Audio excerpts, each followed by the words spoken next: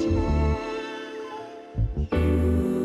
you want to know how to use LinkedIn to promote your business? With over 800 million people on LinkedIn, we imagine that it's a crowded place where you will not get any business. This is not true. And our guest today has used LinkedIn to not only grow his business, but he's teaching others to do the same with his 15 minutes a day LinkedIn daily habit workshop. Welcome to Ashley Leeds, the 15-minute guy. How are you, Ashley? Hi, Dawn. It's a bit of a mouthful, isn't it? But yeah, I'm absolutely, I'm buzzing at the moment. Thanks very much indeed. Yeah, all good here, all good. It's brilliant to meet you. Now, Ashley and we met, actually, I was on his LinkedIn Live as a guest of somebody that works with me as a VA for me. And so that's how I met you on your sort of one of your 15-minute interviews with somebody, wasn't it? That's right. Yeah, it's all 15 minutes with me, Dawn, as you know. But yeah, and here we are, reversing the tables, and it's now my turn to be grilled. So yeah, thanks for having me on. But that was a good show. That was. I enjoyed that. It was a brilliant show, and has inspired me to do some more LinkedIn lives. I've only done them. I think I've done about 5, and I was really, really nervous, but I suppose it gets easier with time. One of the things I love about you, Ashley, is your very engaging style, and I wouldn't call it a podcast, but you do a show, don't you? A LinkedIn live show with your guests, and you started with a song. Absolutely. And so I've always liked performing. I've done theatre. I started when I was at school. I was in the church choir, then the school choir. So I've always performed. But more recently, I've started doing videos and now my LinkedIn Live. So I do a LinkedIn Live show every Tuesday at 12:30, and it starts off with a song. As you can see, my guitar's on the back wall there. I think music is a great leveler, and so all of my guests choose a song from my list, and I play that song for them to start the show off. And my first question is always, why did you choose that song? And I think we've all got amazing songs that we remember that evoke all kinds of amazing memories for us. So that's why I just love music. Yeah, well, I love music, and hopefully I'm going to be on your show and think in the autumn, and I'm trying to think of a song, but there's so many, aren't there? But I'm really looking forward to it. But your journey to where you are as Ashley Leeds, the LinkedIn 15-minute guy, and tell me about that, because you didn't just start doing that recently, did you? And I think there's been a bit of a journey there. Tell us about that. There's a huge journey. How far do you want me to go back, Dawn? As far back as you want to, my friend. Okay, let's go back to when I was a kid. I didn't know what I wanted to do when I left school, except I did want to be a Radio 1 DJ. Okay, this was absolutely. This was when Dave Lee Travis was doing the radio shows. Yeah, absolutely. The hairy cornflake. And I wanted to be the hairy cornflake. And I went to my careers teacher. They said, no, you've got to get a proper job. There was no route to radio back then, because it had never been done. Nobody knew what to do. Nobody knew, and today, you say your son's going for an interview today. There's so many opportunities out there for everybody, and not just our younger people. And so I grasp every opportunity that comes its way. So I was a chef. I went up to London. I worked in London. I worked in France, and then I came down to Sidmouth, and I met my wife 36 years ago here in a hotel in Sidmouth, which is where I live now.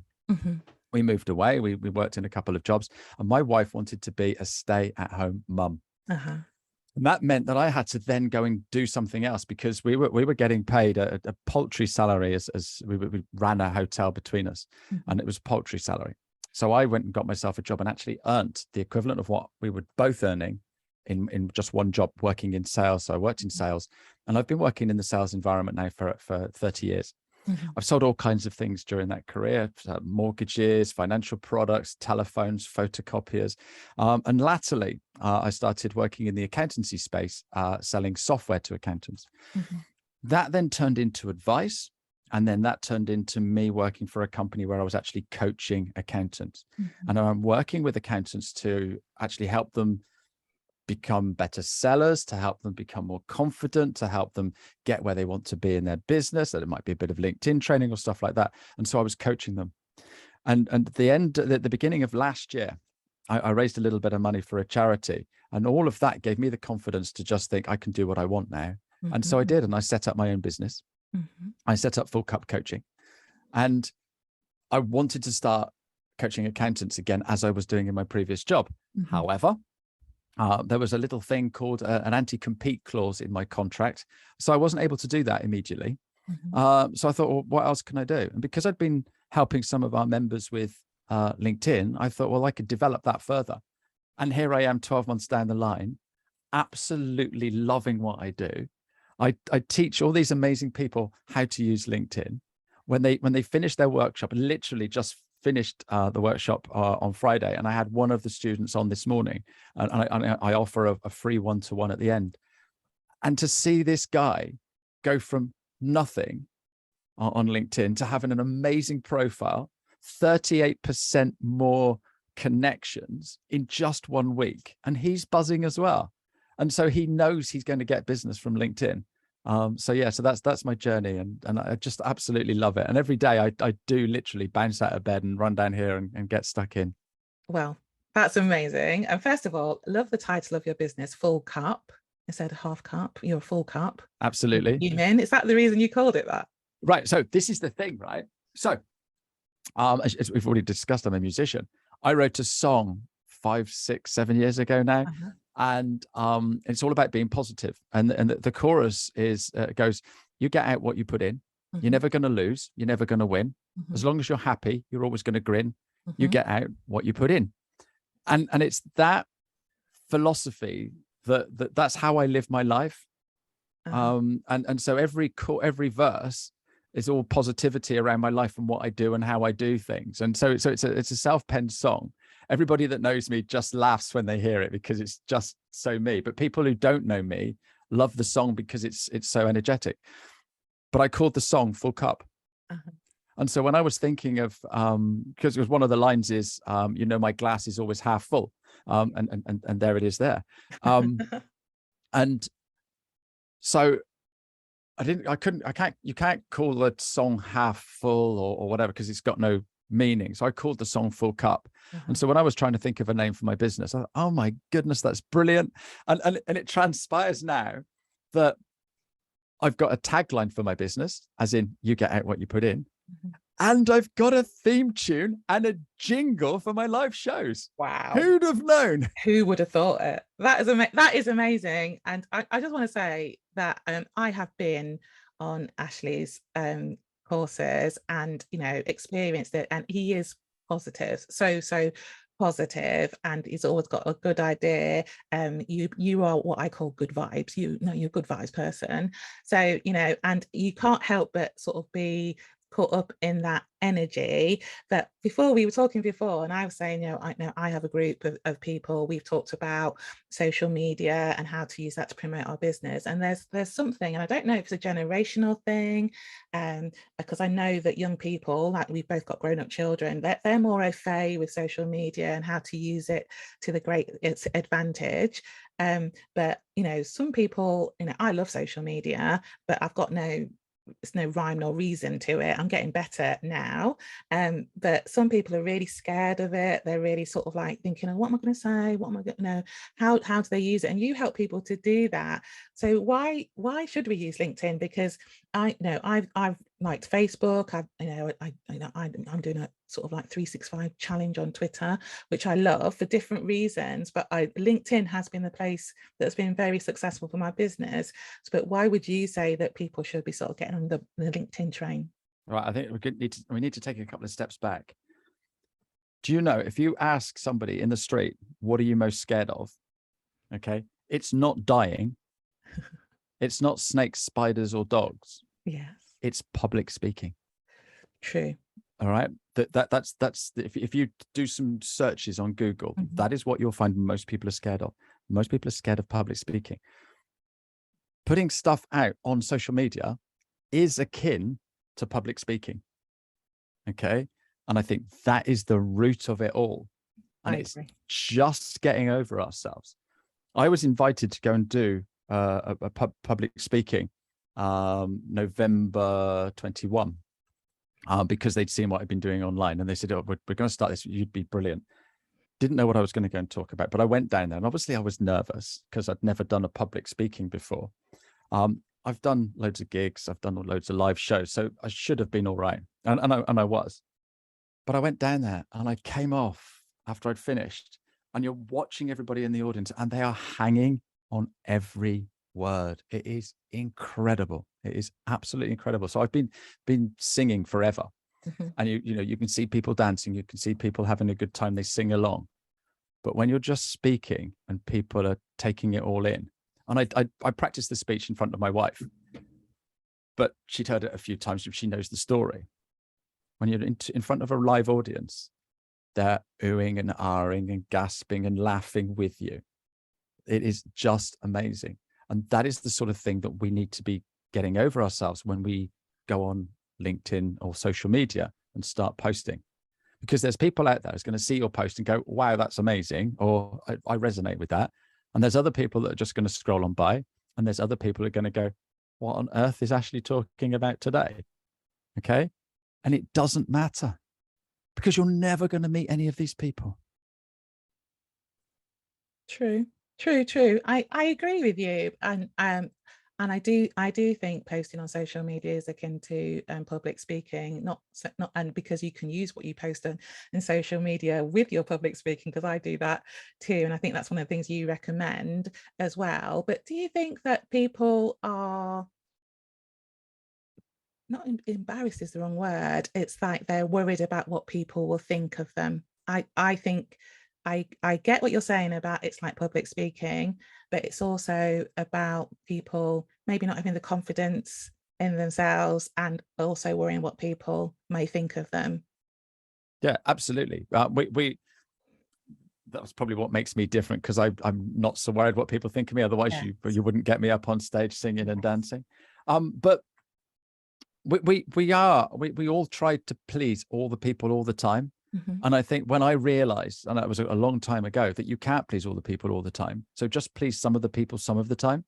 But as long as you please them, then that's fine. And it's how you make people feel.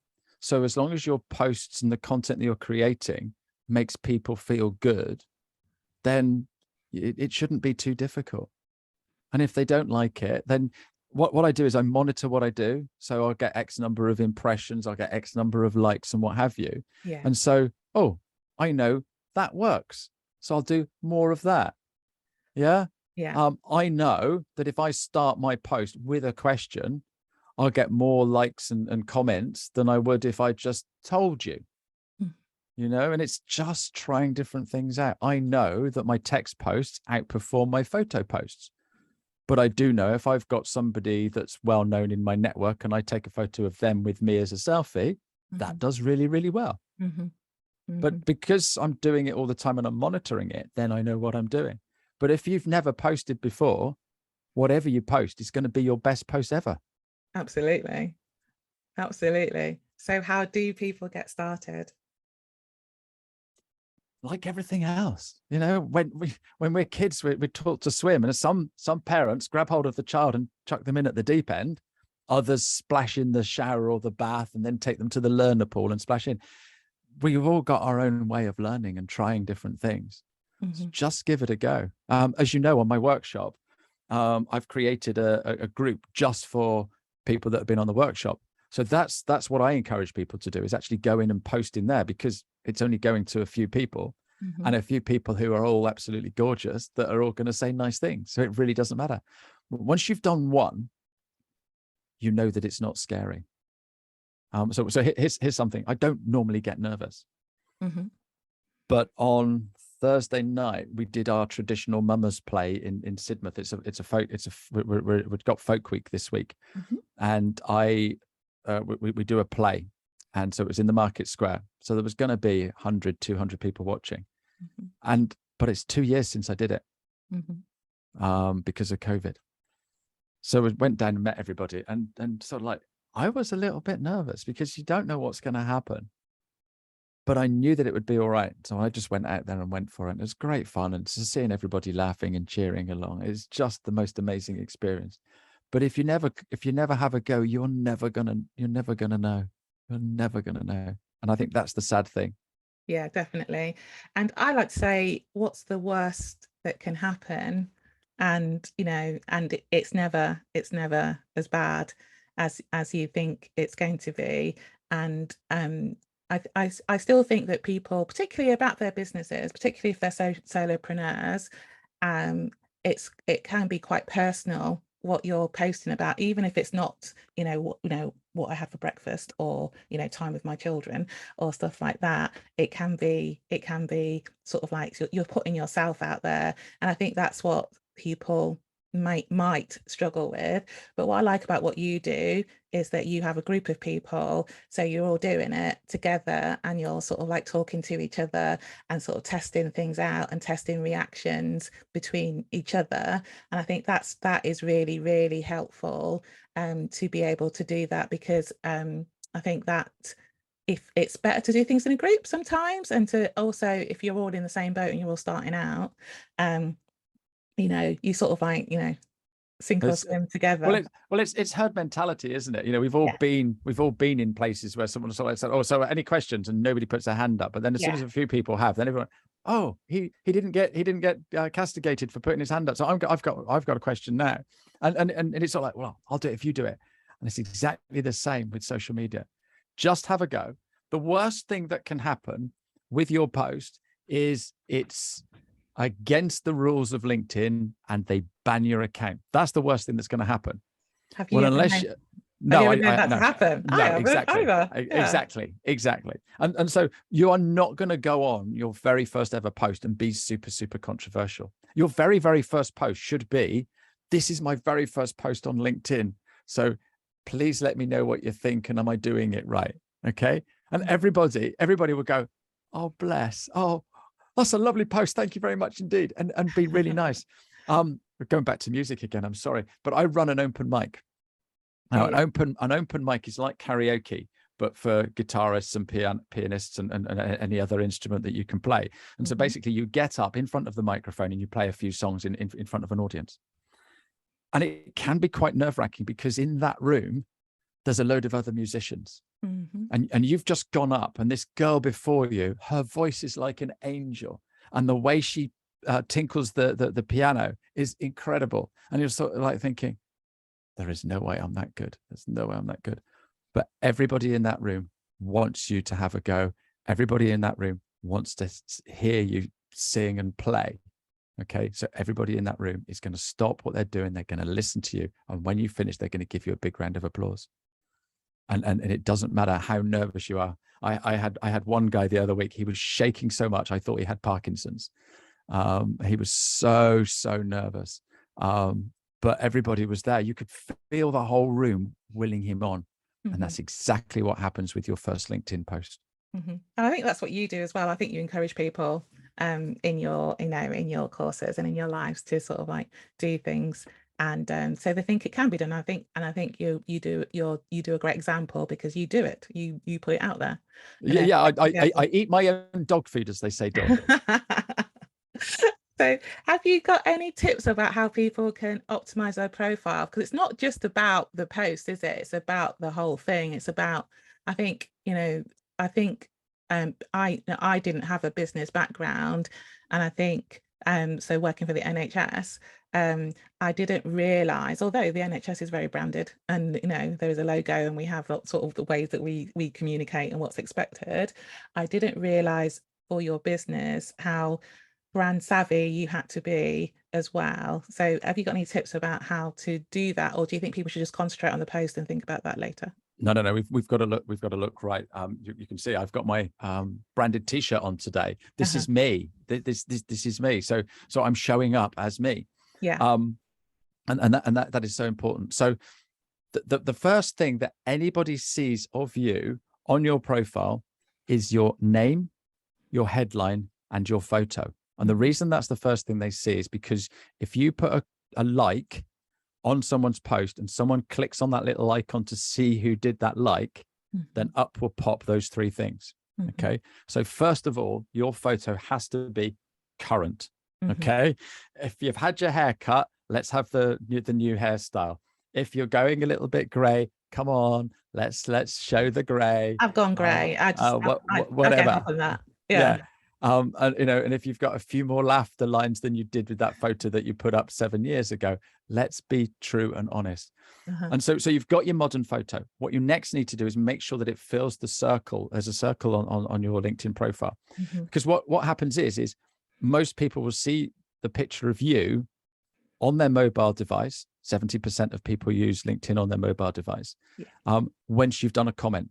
So literally your picture is going to be smaller than your little fingernail.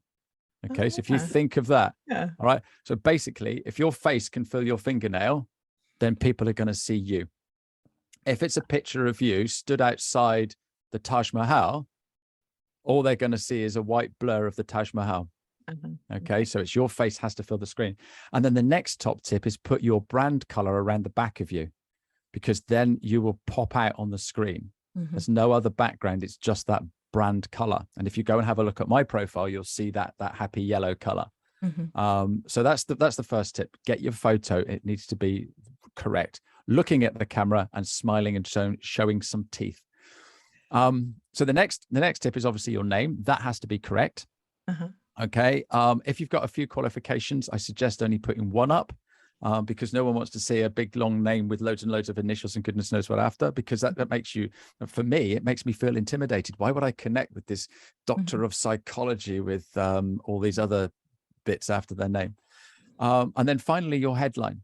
And then what happens is if you do nothing with LinkedIn, it's going to put your job title up there. So for me, it would be business coach or LinkedIn trainer. Well, nobody is going to click on a link that says you're a business coach or a LinkedIn trainer, because there's far too many of us. So what I've done is I've called myself the 15-minute guy. And on my headline, it says the 15-minute guy, helping you to get more business from LinkedIn. Okay. And so people see that and they go, that's intriguing. Why is this guy the 15-minute guy? And they click on that and then they see me. So those are the 3 top tips on what you need to do to get started. Brilliant. That's really, really good. And you do a bit more of that in the sessions that you do. You've just finished one, haven't you? A cohort of, are you doing one again soon? So I do them roughly once every month. But I say roughly, sometimes it's beginning, sometimes it's middle, sometimes it's the end. I wasn't going to do one in August. But what I'm doing is somebody said, maybe people you're not getting so many people book because they can't commit to every single day. And I thought that's a good idea.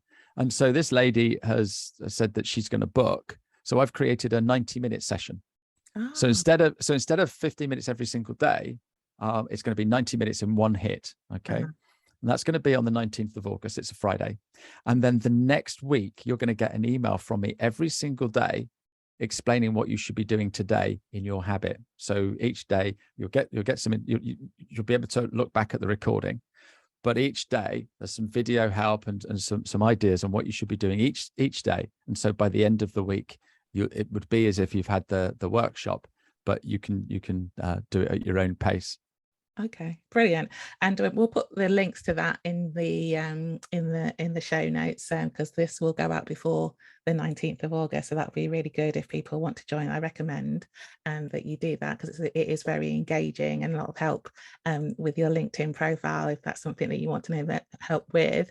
And maybe I wouldn't have said I did need that much help, but it's really good refresher of sort of like what to do and the things. So I really, really enjoyed the last cohort, which was last week. So that's brilliant. And you've also you've got do you review people's LinkedIn profiles? Yeah, so it's very difficult, because when you see a LinkedIn trainer, you think you've got to pay 1,500 quid and goodness knows what else, and I want to keep my work affordable. So any of my workshops, they're just 95 quid, and some of them I actually offer a money back guarantee. But before we do any of that, I give away free help, Dawn. And so basically, if you connect with me and sign up to my Monday nudge, and I call it a Monday nudge because every Monday I'm going to nudge you to create some content.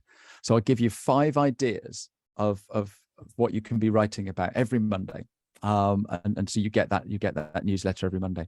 And if you do that, then I will record a video of me looking at your profile. Okay. Wow.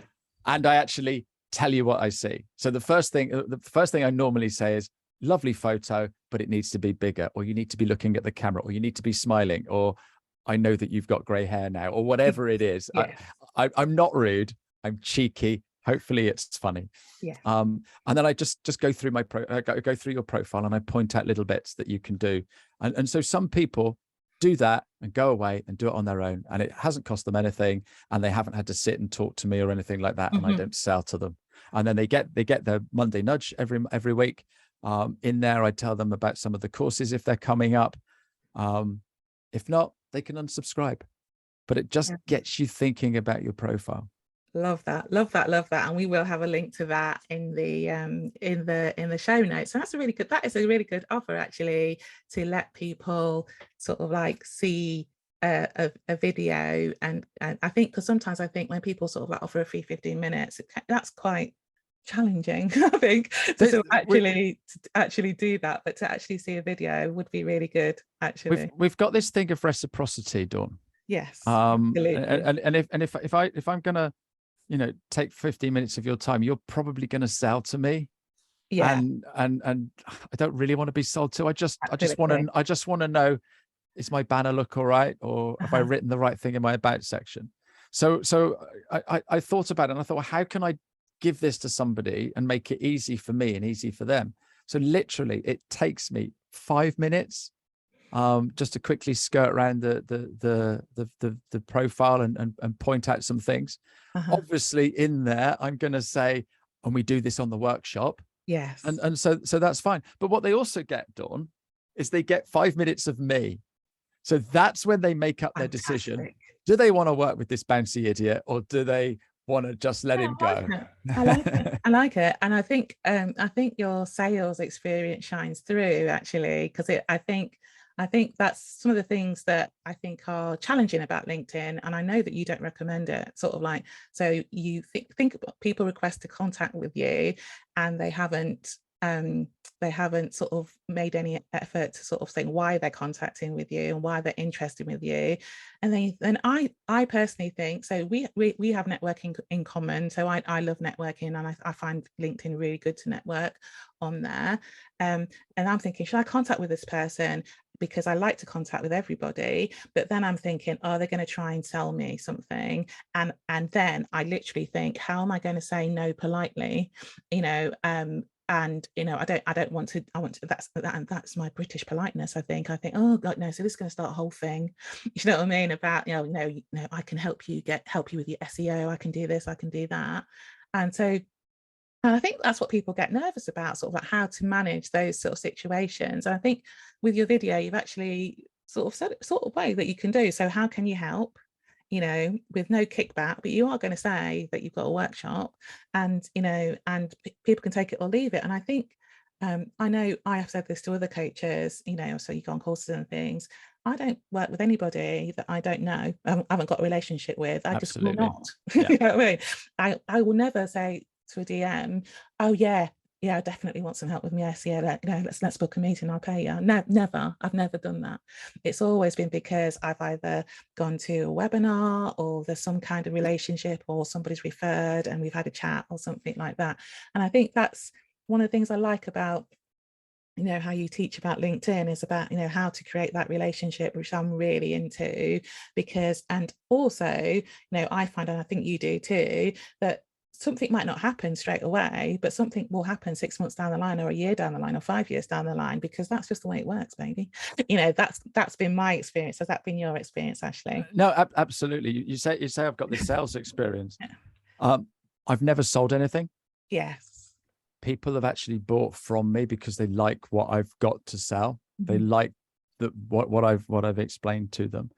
When I left an old job, I was there for 8 years. The guy that took over my patch absolutely knocked it out the park after I'd gone, because all these people were still coming back because I'd put all that work in. So if I'd have gone and worked for a competitor, I'd have still got all of that business, because people have come to me, not the product. Because this, people buy from people who they know, who they like, and who they trust.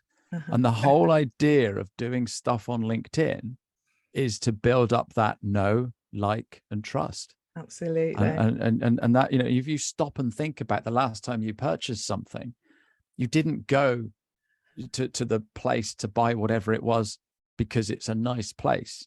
You went there because Dawn worked there and she's lovely. Yes. You went there because Ashley was there and he's funny. Yeah, absolutely. Yeah. And that's why do you go to your favorite restaurant? The food's not brilliant, but the waiter there is hilarious, or the manager's a scream, or whatever it is. Yeah.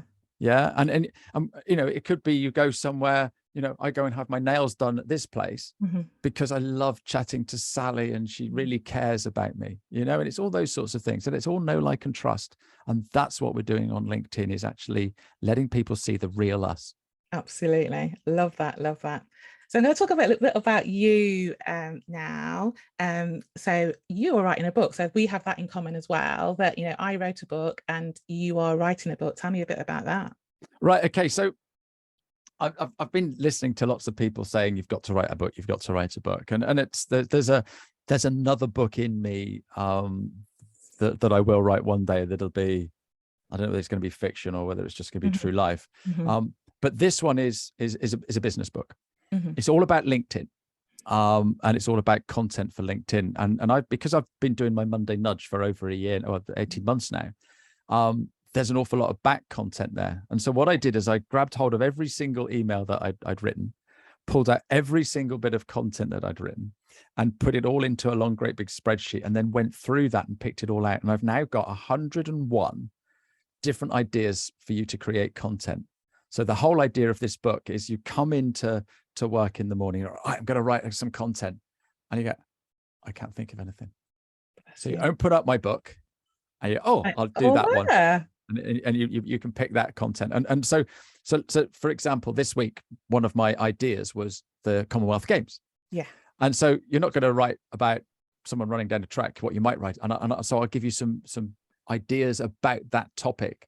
So if you were going to write about the Commonwealth Games, you could talk about all the practice that you have to put in, the 10,000 hours that you have to put in, maybe you need the right equipment to do a really good job. Maybe you need the right footwear. Maybe you need to eat the right stuff, have the right well-being and things like that. So there's loads of different things that you can write about just one topic. And what you can do is you can weave it into things that you do. We got a silver medal in this. We should have got gold. When was the time that you think you should have won, but you still did so well? And then that just made me think of Sue Boyle. Okay. She did not win Britain's Got Talent. She did not win Britain's Got Talent. I think it was Diversity that won that year. Yeah, I can't remember. It was Diversity. She was third. She did not win, but she absolutely went on and knocked it out of the park. And so it's those sorts of things that you can write about the Commonwealth Games without even writing about the Commonwealth Games. And you can weave that into what you do as a business. You can weave that into your personal life and stuff like that. And so my book will have 101 ideas. And also what I've done is I've put a little chart in after each idea, so you can monitor how it goes. And then you can use that content again in the future and change it around because you knew when you last used that bit of content. Loving your work, Ashley. That's a good idea. Loving that. So when's that going to be ready? Oh my goodness, you know what it's like when you write a book. I do know what it's like. Someone turns around and goes, don't like that bit, so you've got to start again, and goodness knows what else. So look, it's going to be out in time for Christmas. Fabulous. If I can get it out quicker, I'd really love that. And I want to make it pocket money price. Yeah. I want to see more people creating content. There's 1% of users on LinkedIn create content. The rest are just scrolling. Yeah. And I love that you share that, actually, because it means, and I think this about writing a book and, doing any kind of live stuff, having a podcast, whatever you're doing, you're an outlier, you're special, and own it, love it, you're doing stuff. Do you know what I mean? And because most people don't, most people just consume, don't they? I wish I could do that. Well, you can. Well, they can, and absolutely I love that. Yeah, can. and I'm a great believer in that. And it's not that you are special. It's just that we'll just do a little bit more than the average person, and that can make the difference, can it, between success and or living an extraordinary life and living an okay life, and it's fine. Do you know what I mean? But extraordinary is just a little bit more. So I love that as well. So, and also, I also talk to all my guests about their own health and well-being. Now, Ashley, you are such a bouncy, happy, positive guy. How do you stay focused and positive and productive all the time? Do you ever have down days? Is this it? 24/7? We all have down days. One of the lines in my song is I wake up every morning and I bounce around the bed. Okay.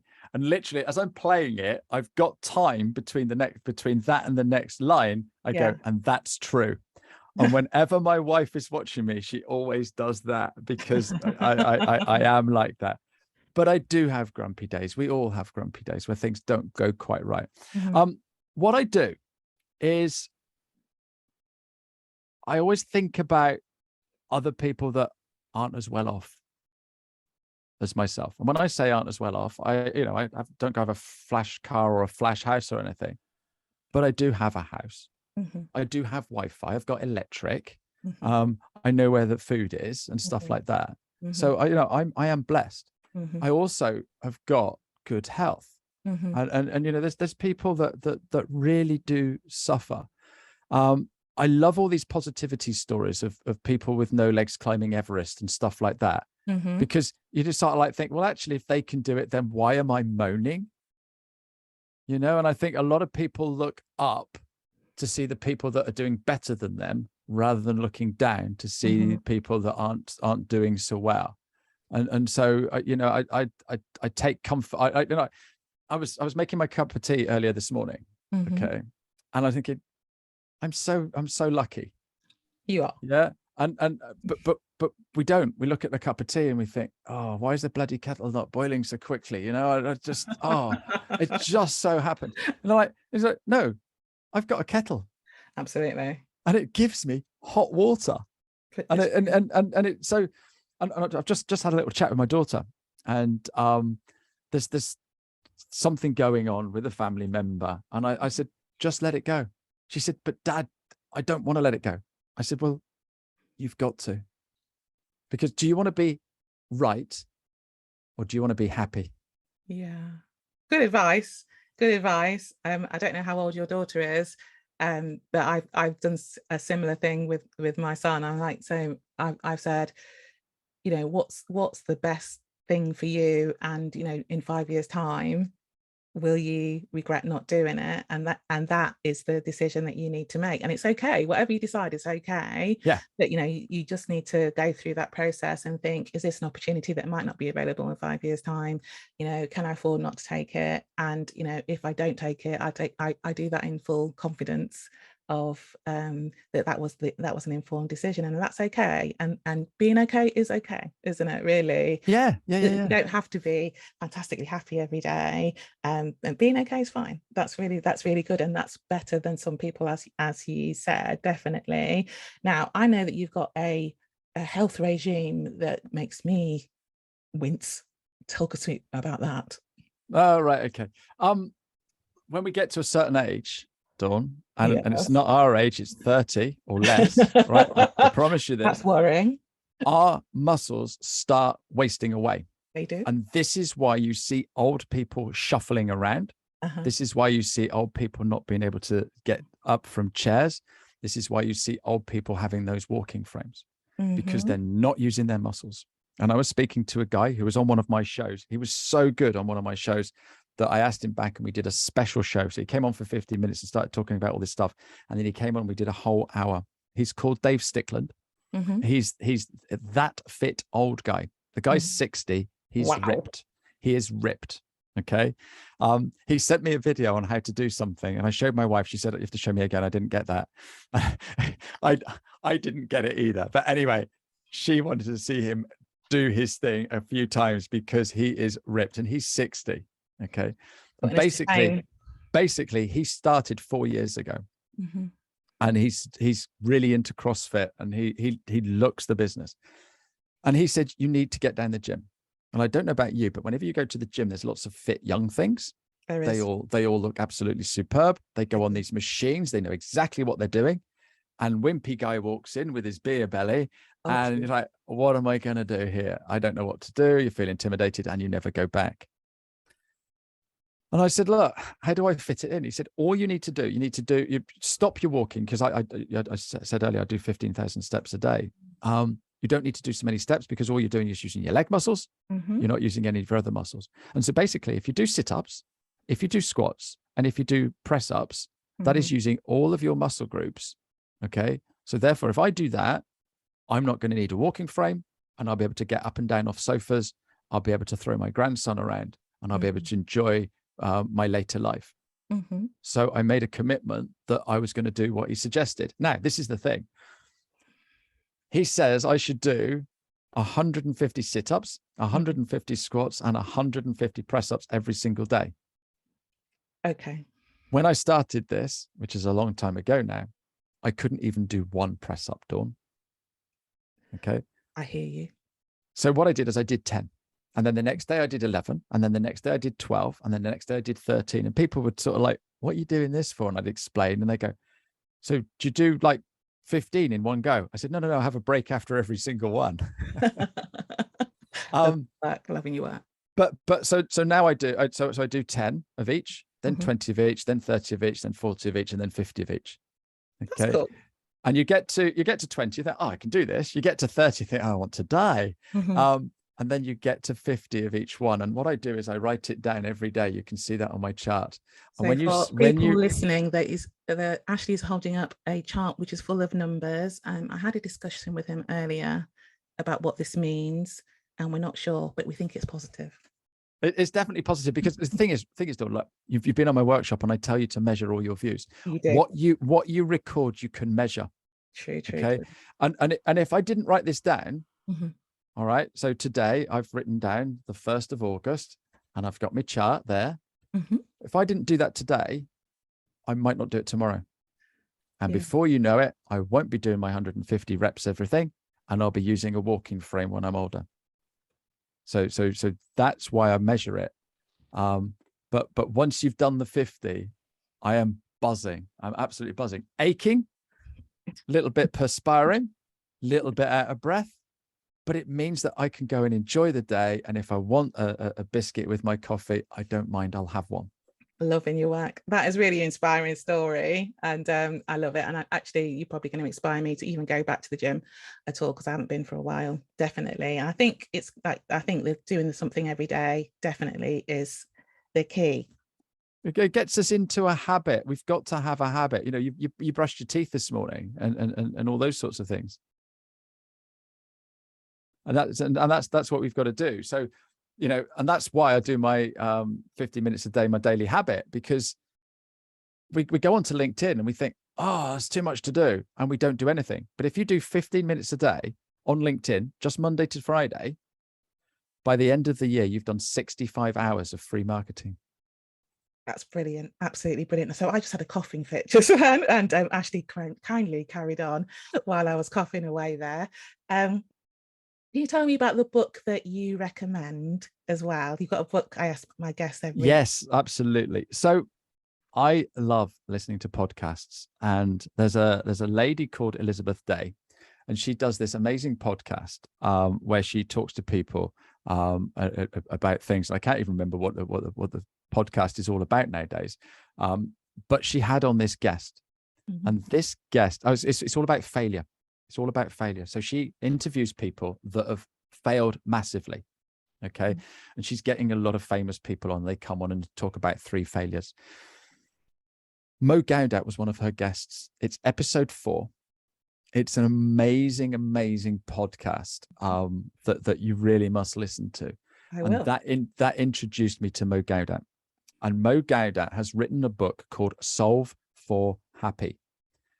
He's a big figure from Google, and he was involved in all kinds of things at Google, and so he can engineer anything. And so he engineered the equation for happiness. But his book explains it in great detail. The podcast from Elizabeth Day, How to Fail, is a great introduction, but the book is genius. That podcast changed my life. Oh, wow. Because of the way he talks and what has happened. And this is a guy that is so rich that one day he bought 2 Rolls Royces online. Yeah. And you know, we all sort of like think, oh, would it be nice to have that much money? The guy was still not happy. Oh. The guy was still not happy. And I am happier than Mo Gaudat was when he bought those Rolls Royces. Yeah. Yeah. And I think that's the thing. And the way he explains it all in the book just really makes you think about what you've got and how grateful you should be for everything that you've got. I love So yeah, that. it's a fantastic book. I'm going to both find the podcast and also buy the book. That sounds amazing. And thank you for that. Ashley, it's been an absolute pleasure having you on the show. It's been positive, it's been productive. I've learned a lot, and we've talked about LinkedIn, which is, I know, that something that I know my clients really want to know a lot about and that you help people with. Thank you so much for being on the show. What I ask my guests to do is there one actionable tip or takeaway that our listeners or viewers can take away today? Absolutely. Yeah. Just go on LinkedIn. But the first thing you should do is make sure your photo is optimized. Okay. So that's smiling, looking at the camera, a current photo with a nice color around the back of you and filling that screen. Wonderful. Wonderful. Thank you so much, Ashley. And that's it for the Dawn Jarvis show today. It's been a good one today. If you like what you've heard, like, subscribe, give a comment underneath. We'd really love to hear what you're going to say, and we'll be back soon. Take care. Bye-bye.